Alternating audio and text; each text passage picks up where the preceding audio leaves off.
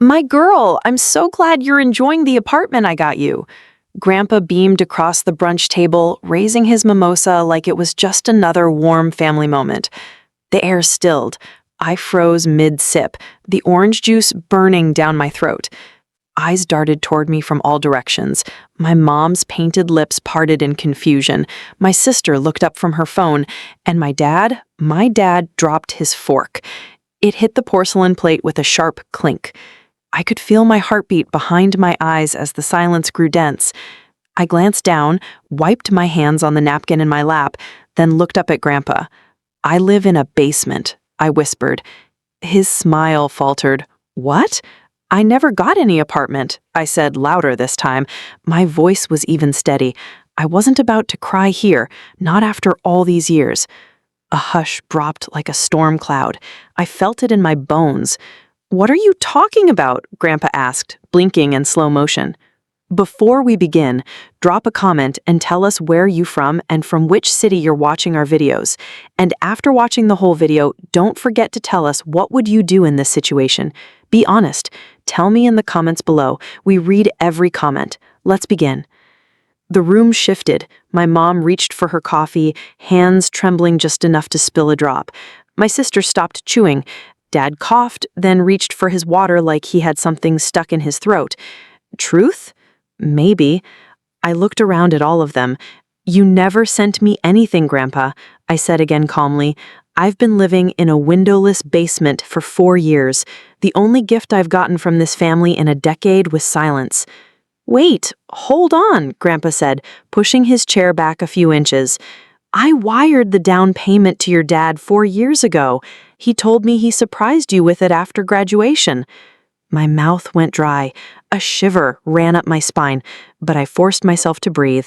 Dad's face had gone pale, ashen. My mom turned to him slowly. "You said you helped her find a cute place downtown," she whispered, her voice tight. "Dad?" I asked, locking eyes with him. He shifted uncomfortably. I meant to." "No," I cut in. "You meant to keep it." A gasp escaped from someone's lips. Grandpa sat back in his chair, lips pressed together, knuckles white against the edge of the table. He looked like he'd been sucker punched. I sat straighter, my voice steady but sharp. "You told me to work harder, to stop expecting handouts. All that time, you let me scrub other people's floors while you pocketed the money that was meant to give me a start." The air was venomous now, thick, hot. It crackled with unspoken truths. I stood up, hands still shaking, heart pounding. I wasn't going to say anything today, but since we're celebrating birthdays, maybe it's time we all stop pretending. And I walked out. Behind me, chairs screeched back, footsteps fumbled. I didn't stop. The hallway outside the restaurant was quiet, but the rage boiling inside me was anything but. I could still feel every pair of eyes on me from that table. The shock, the guilt, the discomfort they finally deserved. I didn't cry. Not this time. As I reached the parking lot, I heard footsteps behind me. Fast ones. "Kayla, wait," Grandpa called out. I turned. He looked older than he did 20 minutes ago. His smile was gone, replaced by something I hadn't seen from him in years. Pure, unfiltered sorrow. "You seriously never got the apartment?" I shook my head. "I've been renting a basement from a woman who smokes so much her walls are yellow. There's a boiler next to my bed. My rent's paid in cash because she doesn't believe in banks. I've eaten dinner sitting on the floor more nights than I can count." He swallowed. "Your father said you didn't want help, that you were being independent." My chest rose. "I asked him for a job lead once. He said, and I quote, 'Try flipping burgers first. Builds character.'" Grandpa's eyes flicked down. "He said you were ungrateful, that you moved into your dream place without even thanking him." A bitter laugh escaped me. I didn't know there was anything to thank him for. He rubbed a hand over his face and sighed. I trusted him. I didn't reply. The silence stretched, but I didn't feel it. Then he said something that surprised me. "I want to fix this." I folded my arms. "How?" "I want to see where you live." My head snapped up. "Why?" "Because if it's as bad as you say, and I believe it is, then he stole from both of us. And I'm done letting anyone lie to me. That night, I drove Grandpa to my place. He didn't say much as I led him down the crumbling side steps to the basement door. The overhead bulb flickered as I unlocked it. The scent of old cigarettes and mildew greeted us. I stepped aside. Welcome to my palace. He stepped inside, looked around slowly at the secondhand couch, the leaning bookcase, the stained ceiling tiles, the tiny bed pushed up against the laundry machine. His face didn't change for several seconds. Then he sat on the edge of my bed and let out the saddest exhale I'd ever heard. "This is what you've been living in?" I nodded. "Since college ended." His eyes got glassy. "He said he was saving the rest for your wedding.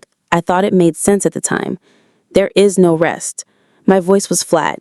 "You gave him $70,000? That money disappeared the moment it hit his account." Grandpa looked at the floor, then back at me. "Not anymore," he stood.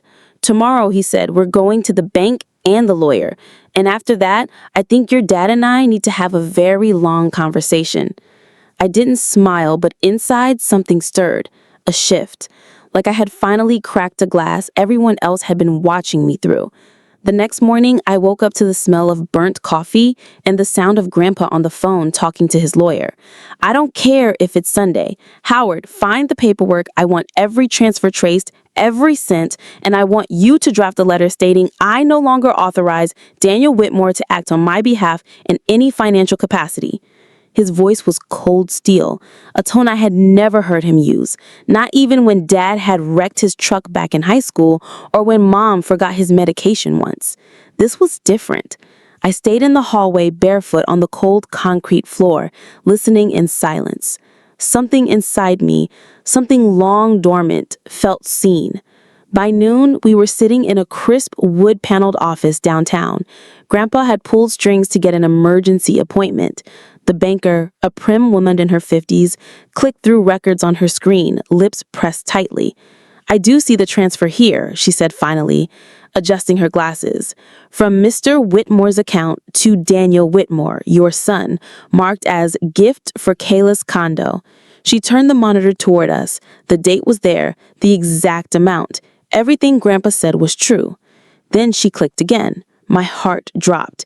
It showed another transfer 5 days later where my dad had moved the entire amount into a separate investment account under his name. No mention of me, no note, no nothing. My hands curled into fists in my lap. Grandpa stared at the screen in silence, then asked in a calm voice, "Can I get a printed copy of all that?" "Yes, sir." When she stepped away, he turned to me. "He betrayed you and he lied to me. This isn't just family drama, Kayla. It's theft." I nodded slowly. "Don't worry," he added. "I'll handle it." But I shook my head. "No," I said quietly. "We'll handle it."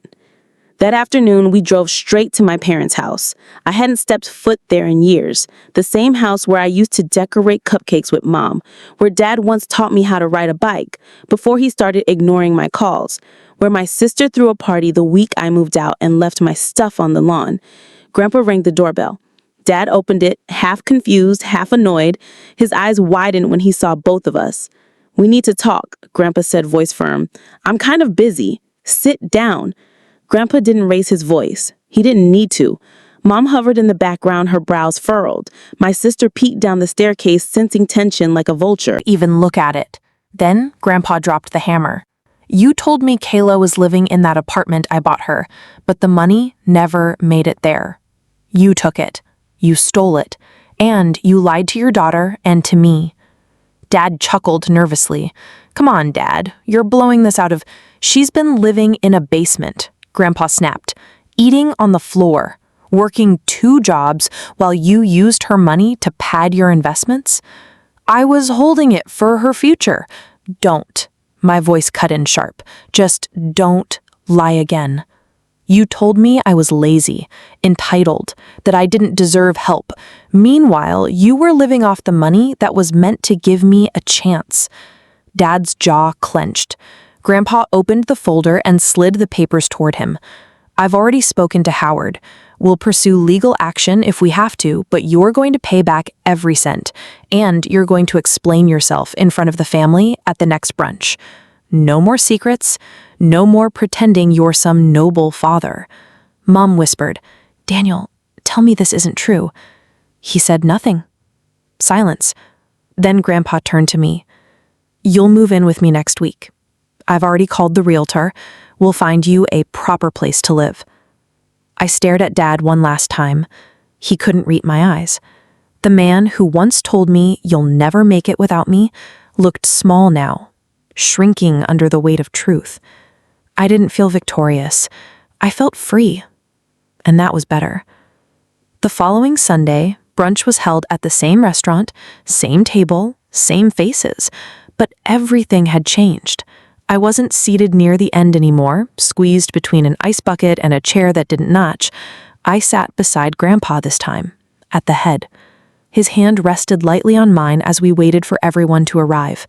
When Dad walked in, he looked like he'd aged 5 years in 1 week. The usual fake charm on his face was gone.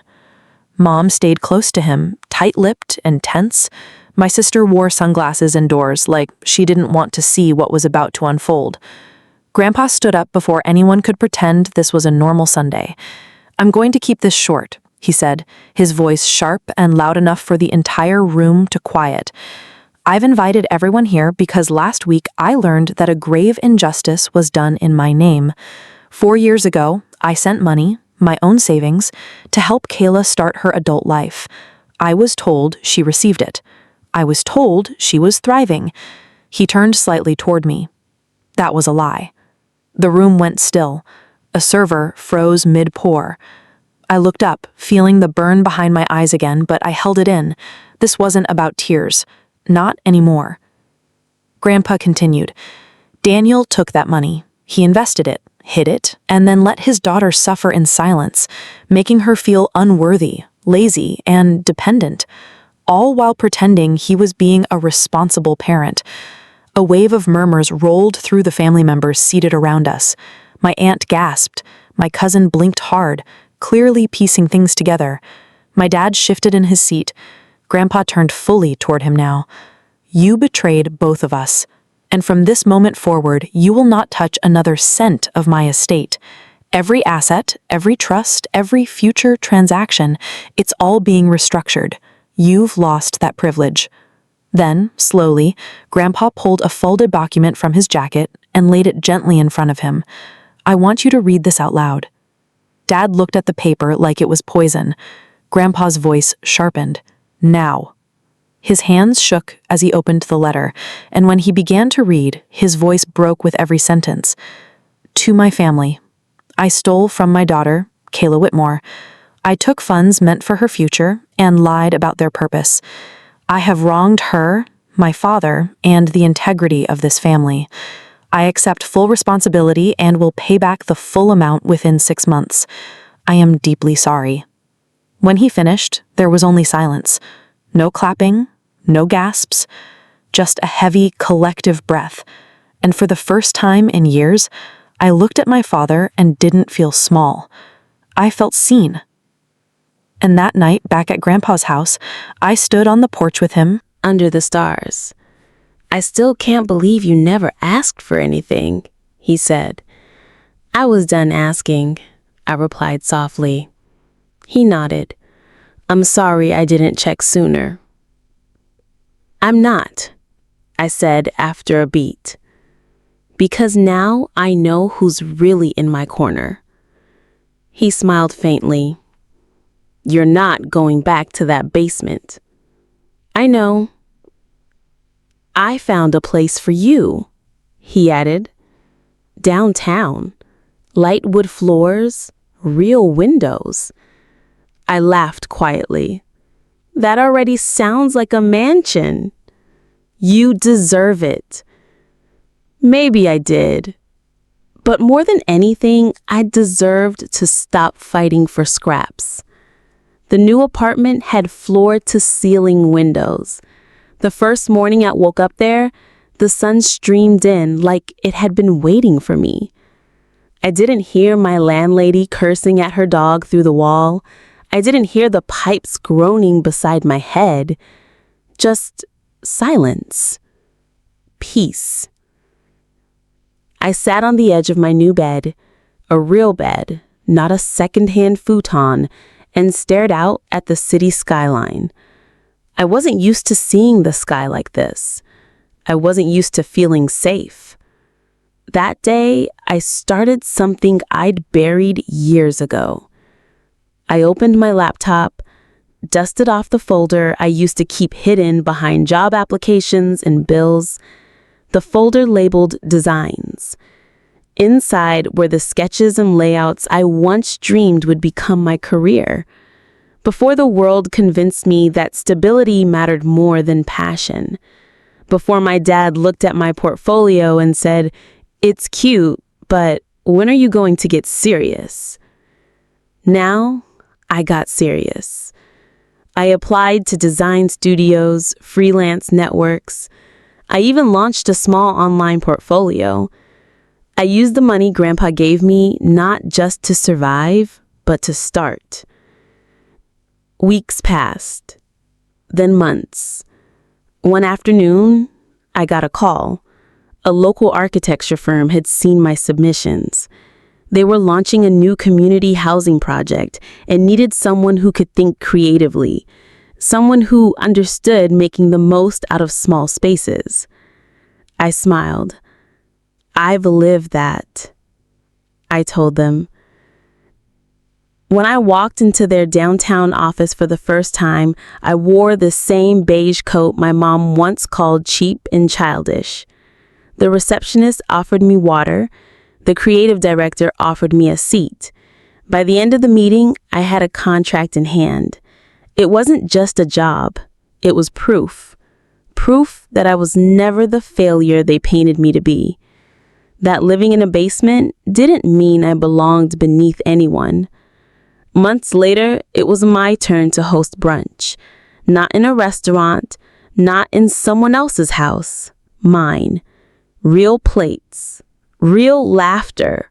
Real sunlight streaming through the windows. Grandpa brought flowers and set them in the vase I'd bought myself with my first paycheck. My cousin, who used to roll her eyes when I talked about my art, leaned in and asked me about color palettes and mood boards. Dad wasn't there. He hadn't been back since the day of the letter. He repaid the money on time, but the apologies stayed on paper.